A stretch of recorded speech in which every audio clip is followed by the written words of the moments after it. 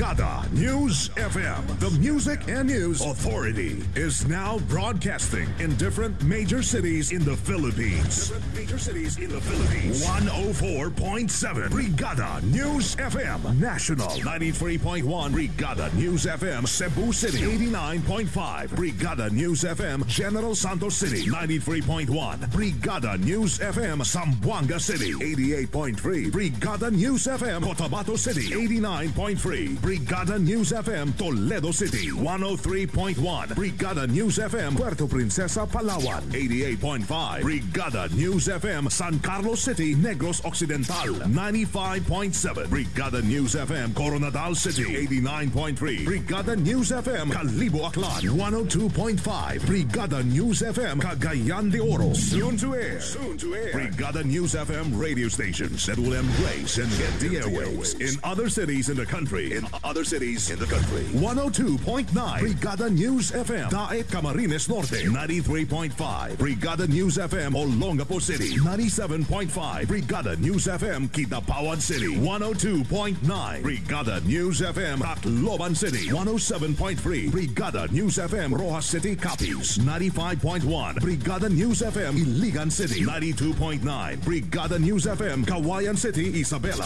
92.5 Brigada News FM Tuguegarao City. 90.9 Brigada News FM Bogo City. Brigada News FM Davao City. Brigada News FM Butuan City. Brigada News FM Surigao City. Brigada News FM Valencia City, Bukidnon. Brigada News FM Dumaguete City. Brigada News FM Bacolod City. Brigada News FM Iloilo City. Brigada News FM Baguio City. Brigada News FM, the Music and News Authority. Brigada Mass Media Corporation, now invading the nationwide broadcasting scene. And will soon have its mark in Philippine radio. One time, the new Filipino time, alas 12:04 na mga kabrigada. That time check was brought to you by DriveMax Adult Herbal Capsule. Tatagal ka ba? Siksik sa mga bagong balita, rinig sa buong bansa. Narito na ang Brigada Balita Nationwide sa tanghali. Mula sa Brigada National Headquarters, narito sina Sandy Madarcos at Rocky Sigues. Ang programang ito ay hatid sa inyo ng DriveMax Adult Herbal Capsule. Tatagal ka ba? Brigada Balita Nationwide. Brigada News Headlines. Ang pagsabog ng Bulkang Mayon posibleng hindi naabutin pa ng isang buwan. PNP Chief Purissimano show sa budget hearing ng Senado. Samantala, pagtugis naman sa 7 pulis Maynila na isinasangkot sa pangungutong nagpapatuloy. Senado inaalam na sa Bureau of Immigration kung nakalabas na ng bansa ang isa sa umano'y bagman ni Vice President Binay. At pag-aproba sa dagdag na benepisyo para sa mga veterano, hiniling sa palasyo. Samantala, mamaya-mayang konti kuhan din tayo ng update mula dyan sa palasyo ng Malacanang. Mas agresibong global effort sa climate change isinusulong ni Pangulong Benigno Noynoy Aquino III.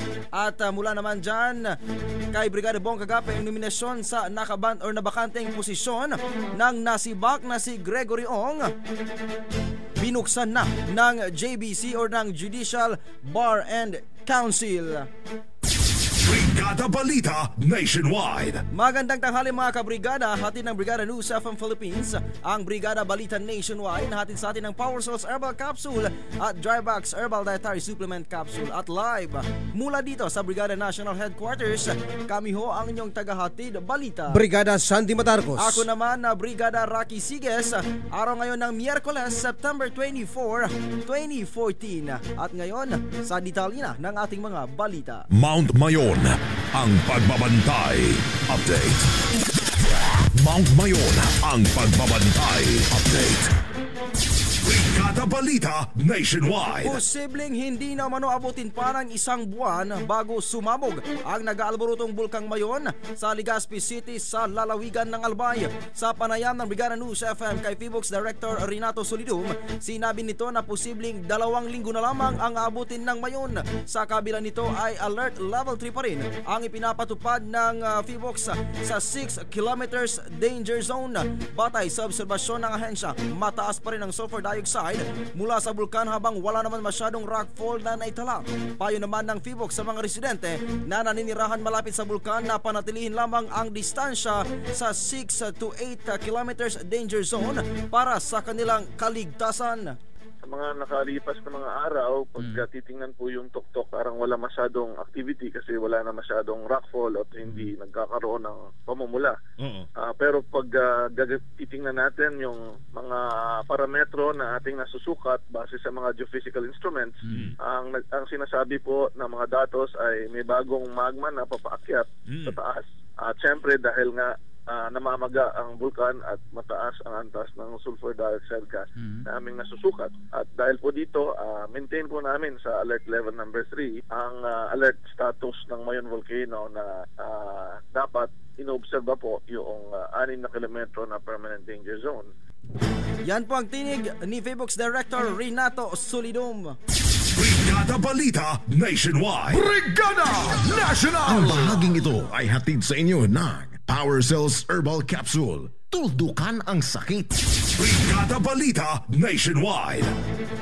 Kinustyon ngayon ni Senator Chis Escudero ang pag-isnab ni PNP Chief Director General Alan Purisima para sa budget deliberation ng Senado ngayong araw. Ito'y matapos na imbitahan ng Senate Finance Committee si Purisima para dumalo sa pagdinig na una nitong tinanggap noong August 6. Ayon kay Escudero na siya ang chairman ng committee, dapat anyang bigyang halaga ni Purisima ang imbitasyon.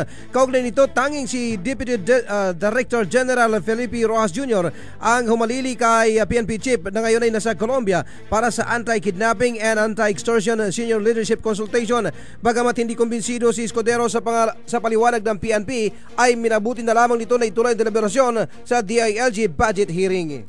Brigada Balita Nationwide. Samantala sa mga oras na to, dako muna tayo sa palasyo ng Malacanang. Naka-standby si Brigada Leo Navarro Malecdem. Mas agresibong global effort sa climate change isinusulong ni Pangulong Aquino sa UN.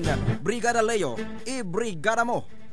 Brigada Live Report. Umapila si Pangulong Noynoy Aquino sa kanyang talumpati sa United Nations Climate Change Summit sa UN headquarters sa New York para sa global coordinated effort sa pagtugon sa climate change. Ipiniliwanag ng Pangulo na walang malaki at maliit na bansa ang hindi makakaranas ng epekto ng climate change kapag hindi nagkaisa ang lahat sa paglaban dito. Ipinagmalaki ng Pangulo na kumikilos na ang Pilipinas para matugunan ang climate change bagamat limited pa lamang ang resources ng bansa, habang kumikilos ng mga mambabatas para mapagaan ang impact ng mga disaster na dala ng climate change gaya ng pagsasagawa at pamimigay ng mga multi-hazard at geohazard map at iba pa. Binigyan diin ng Pangulo sa kanyang talumpati na walang kinikinalang national boundaries o political at economic affiliation ang climate change.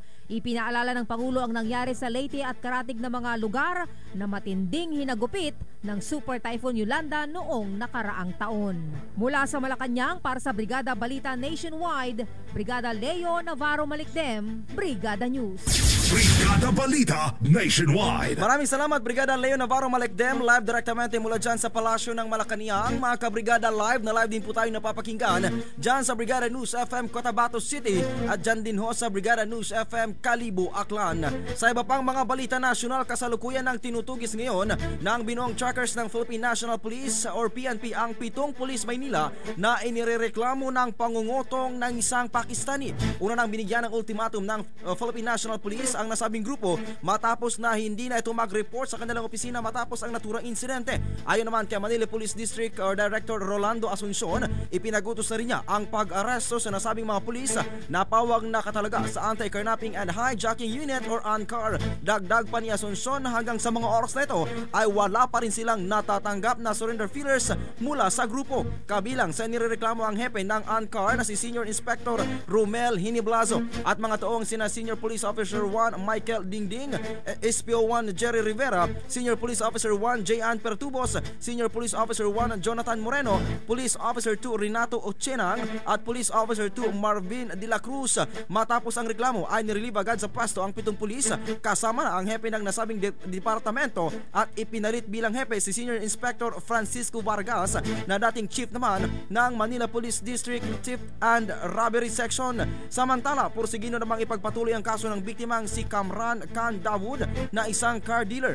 Maalalang nagugat ang nasabing reklamo matapos na arestuhin ng mga pulis si Dawood noong Setyembre 19 sa Maynila sa paratang na questionable ang mga dokumento o karnap ang mga ibinebenta nitong sasakyan na nauwi sa pagingigil na umabot sa 300,000 pesos na napababa sa 100,000 pesos kapalit ng kanyang kalayaan. Brigada Balita Nationwide.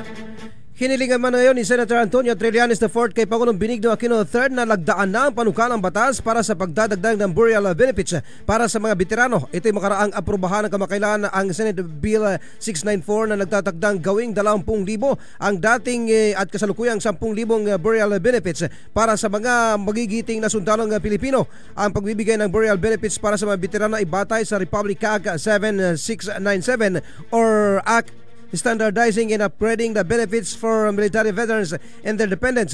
At ayon kay Trillanes ay 20 taon nang nakapako sa 10,000 piso lamang. Gusto ni Trillanes na maramdaman ng mga veterano ang pagpapahalaga ng pamahalaan sa kanilang kabayanihan at makatulong na malaki para sa mga kapamilya na mabigyan ng disenteng libing sakaling mamayapa ang mga ito. Brigada Balita Nationwide. One time the New Filipino Time, alas 12:13 na mga kabrigada. Live din ho tayong napapakinggan dyan sa Brigada News FM Coronadal City at dyan din ho sa Brigada News FM General Santos City. At para sa ating panghuling balita nasyonal, dako tayo kay Brigada Geoffrey Bong kagapi naka-standby. Nominasyon sa nabakanting posisyon ng nasiwak na si Gregory Ong binuksan na ng JBC o ng Judicial Bar and Council. Brigada Bong, Brigada mo. Brigada Live Report. Binuksan na ng Judicial and Bar Council o ng JBC ang nominasyon para sa nabakanting posisyon ni dating Sandigan Bayan as Chief Justice Gregory Ong. Nauna nang sinibak ng Supreme Court dahil sa pagiging guilty nito sa gross misconduct, dishonesty at impropriety. Dahil naman sa ugnayan nito kay Janet Lim Napoles ay kay Attorney Jose Mejia, miyembro ng JBC, kaga nilang ilalabas ang guidelines para sa nominasyon ng mga posibleng papalit kay Ong. Batay kasi sa rules ng JBC, magsasagawa muna ng pagpupulong ang regular member ng Judicial and Bar Council para talakayin ang nabakanting posisyon at kaagad nabuksan ang nominasyon. Kaugnay nito, kaagad naman nabusisiin ang tanggapan ang kwalifikasyon ng isang nominado bago isa lang sa deliberasyon, panel interview at isama sa shortlist. Napagalaman na merong 90 days si Pangulong Benigno Aquino III mula nang mabakante ang pwesto ni Ong para magtalaga ng bagong maestrado ng Sandigan Bayan. Para sa Brigada Balita Nationwide, Brigada Geoffrey Bong kagapi, Brigada News.